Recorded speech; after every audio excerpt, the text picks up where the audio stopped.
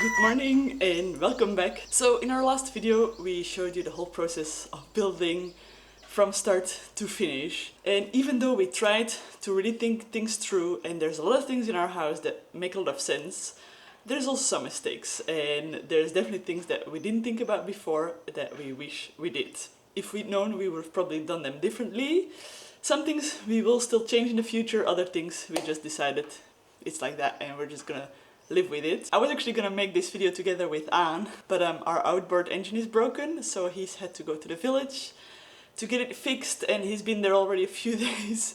He went there originally just for one day and it just keeps getting delayed because they are having to wait for pieces from the mainland, and then yeah, things happened and it's taking a lot longer than we thought. Right, so first up is the color of the kitchen. When we started building our house, I was always looking at these Pinterest boards and I always loved the combination of the white with the color of the wood, and it's just calming and timeless. But I didn't really realize how quickly you would see stains and how hard it is to get them off. Plus the geckos, they seem to love white for some reason. Like they're always on the ceiling here of the kitchen. More than anywhere else in the house. It just gets dirty really quickly, and if I would have to paint again, or if someday we paint again, I think of doing it a little different color. I don't know, but I'm not sure which color that would be though. So if you have any ideas, let me know. So next up is the back of the house here. Excuse the mess. This is kind of like been our makeshift workshop, and this is where Anna's been doing all the stuff, and we've been storing stuff we don't know yet where to put. But what I wanted to say about this is that originally we had planned to make the floor of this terrace concrete, but at the time, so this was kind of like one of the last bits of the house, and at the time it was super difficult to buy cement out here. We'd been to the village multiple times only to find out that there was no cement available.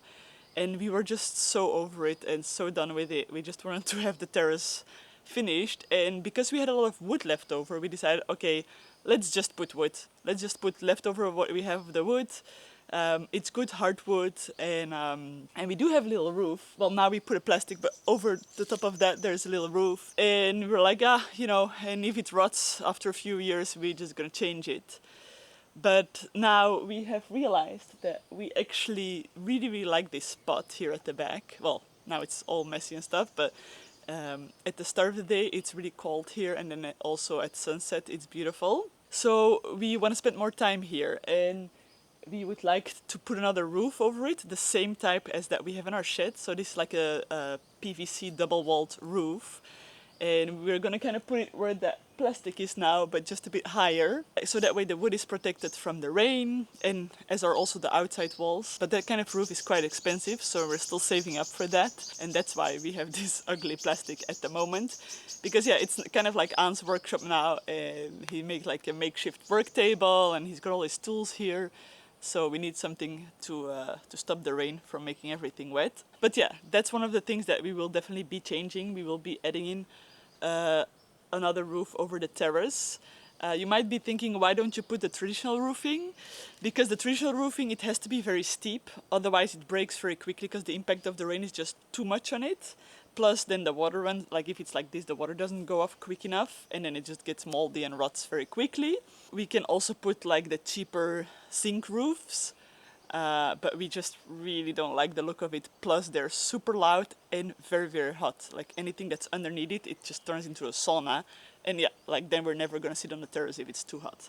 So we really want that same roof as we have in our shed. We just have to save up a little bit for it. And then the next thing we also kind of misjudged also has got to do with the rain. So when we designed the plans for our house and we were thinking about the orientation, we intentionally faced all the windows and all the doors towards the southeast, because on a very hot day, usually it's a light southeast wind on the hottest days, and when it's cold days or very stormy days, it's usually west wind, and also the biggest storms we get out here come from the west. But occasionally we discovered that we also get very big storms from the east, though it only happens once every 6 months or once every couple of months. And so our bedroom is facing towards the east, and those doors here, they can close, but we have a little hole on the top of there that we thought it should be fine because the roof is like kind of long enough, and we thought the angle was like too big to like for the rain to get in, but it's not, because sometimes it just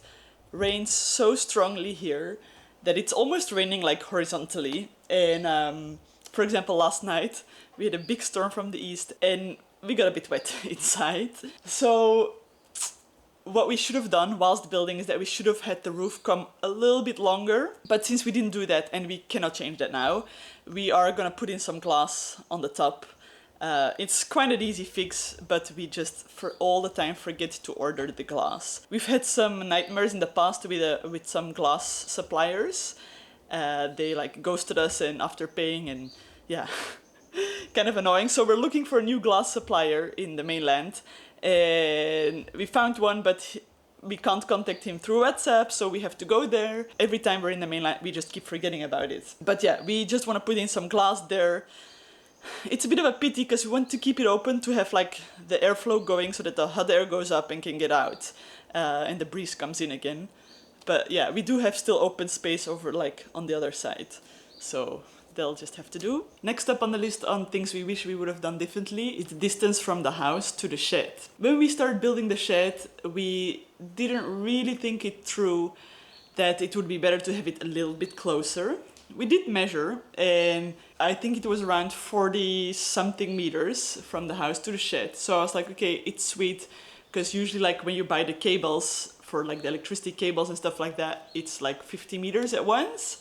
So I thought, yes, it should be enough, but we didn't really think further that the cable doesn't only have to go until the house, you know, it has to take some bends, it has to then go like under, through a hole, Same in the shed, like it doesn't just go like as the crow flies, let's say.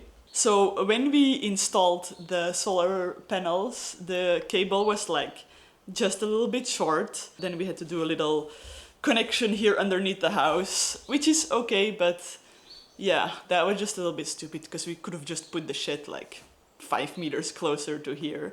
And then also because supposedly we should be able to hook up our solar system to the Wi-Fi, and that way if there's any problem, the guys who set it all up, they can log into our system and see what's wrong or things like that. But because it's so far, our Starlink doesn't reach till there. Like we're gonna figure it out. We haven't yet, but we can figure it out. It's just, yeah, a little bit stupid. But yeah, it is what it is. That also brings us to the next little problem. When we were designing everything, I really knew I wanted like a gas stove like this. Many people also ask why we didn't get an electrical stovetop. And it's just because we wanted to use as little power as possible, because solar setup is not cheap. So the less electricity that we were using, the better. And so I was like, okay, we're gonna have a gas stove. We designed the whole house. We make the space like for the gas stove. We designed where we want to have our light switches, our power points, all of that. We really thought a lot about all this. And then we bought the stove and realized it has a plug-in. It needs to be plugged in somewhere. And I was like, oh my god, we don't have a plug-in here. We do have a PowerPoint outside, so now we kind of like plug it in outside. But yeah, it's a little bit annoying. So one day we're gonna have to break open that wall and put a new one in. But I'm not looking forward to that. And yeah, it's like, I can use it without, just use a lighter to light it up. But yeah, it's easier to just press the button to like spark it. So yeah, this is like small things, but yeah, things I wish I'd known sooner. Those are some of the things that we wish we'd done differently. Some of those stuff, as I explained, we are gonna change. Other things we're just gonna leave as it is. And there are a lot of stuff that we did think through and that I'm so happy about. That just makes so much sense. And I will talk more about that and explain more in like more of a detailed house tour.